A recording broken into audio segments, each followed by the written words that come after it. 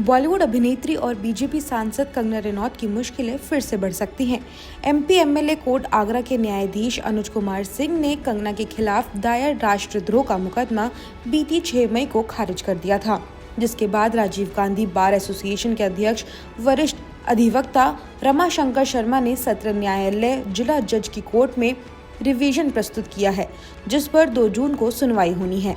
आपको बता दें, वरिष्ठ कांग्रेस नेता और अधिवक्ता रमाशंकर शर्मा ने आगरा के विशेष न्यायाधीश एमपी एमएलए कोर्ट में अभिनेत्री और हिमाचल प्रदेश के मंडी से भाजपा सांसद कंगना रनौत के खिलाफ देशद्रोह और राष्ट्र अपमान की धाराओं में 11 सितंबर 2024 को मुकदमा दायर किया था। उन्होंने आरोप लगाया था कि भाजपा सांसद और अभिनेत्री कंगना रनौत ने 26 अगस्त 2024 को एक इंटरव्यू में केंद्र सरकार के खिलाफ आंदोलन करने वाले किसानों को हत्यारा बताया था। साथ ही राष्ट्रपिता महात्मा गांधी को लेकर भी आपत्तिजनक भाषा का प्रयोग किया था, इसलिए उनके खिलाफ मुकदमा दर्ज कराने की मांग की थी।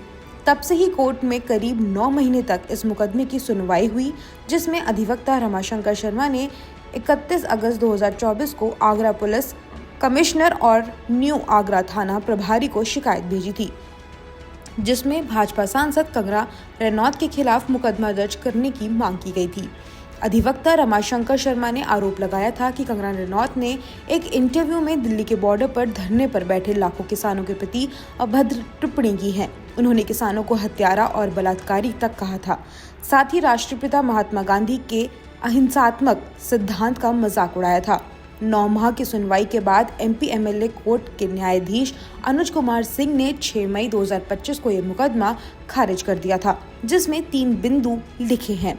पहला बिंदु, मुकदमा दर्ज करने वाला और उसके परिवार का कोई भी सदस्य किसान आंदोलन में शामिल नहीं था। दूसरे बिंदु में लिखा है कि राष्ट्रपिता महात्मा गांधी की मृत्यु हो चुकी है, उनके परिवार का कोई व्यक्ति ही ये मुकदमा कर सकता है। साथ मुकदमे को खारिज करने की तीसरे बिंदु में लिखा है कि मुकदमा दायर करने से पहले किसी भी मजिस्ट्रेट से इस बारे में मंजूरी नहीं ली गई है। मेरा मानना है कि न्यायाधीश ने जिन 3 बिंदुओं के आधार पर मुकदमे को खारिज किया है वे आधारहीन है।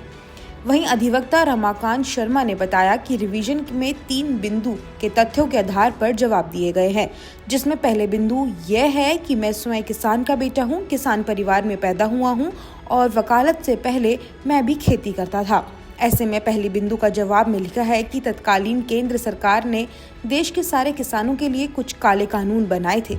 इन कानून के विरोध में देश के कोने कोने से लाखों किसानों ने दिल्ली बॉर्डर पर 378 दिन तक धरना दिया था। धरने में करीब 700 किसानों की भीषण गर्मी, कड़कड़ाती ठंड और बरसात के कारण मौत हो गई थी। दूसरे बिंदु के जवाब में कहा है कि इनकी अनुमति नहीं ली गई तो उसके लिए संसद में कोई भाषण दिया गया या बयान दिया जाए तो अनुमति की जरूरत पड़ती है, ना कि बाहर जनता के बीच किसी भी भाषण के लिए किसी भी प्रकार की अनुमति की जरूरत नहीं है। साथ ही तीसरे बिंदु के जवाब में लिखा है कि राष्ट्रपिता महात्मा गांधी पूरे राष्ट्र के पिता हैं, जिसमें देश की 140 करोड़ जनता शामिल है। देश को आज़ादी बड़े संघर्षों, बलिदानों, कुर्बानियों के बाद मिली है। इस तरह से कंगना ने देश के साथ राष्ट्रद्रोह का अपराध किया है। मैं स्वयं स्वतंत्र भारत का नागरिक हूँ। तो ये थी हमारी आज की वीडियो। अगर आपको हमारी आज की वीडियो पसंद आई हो तो वीडियो को लाइक करें, कमेंट करें और चैनल को सब्सक्राइब करना ना भूलें।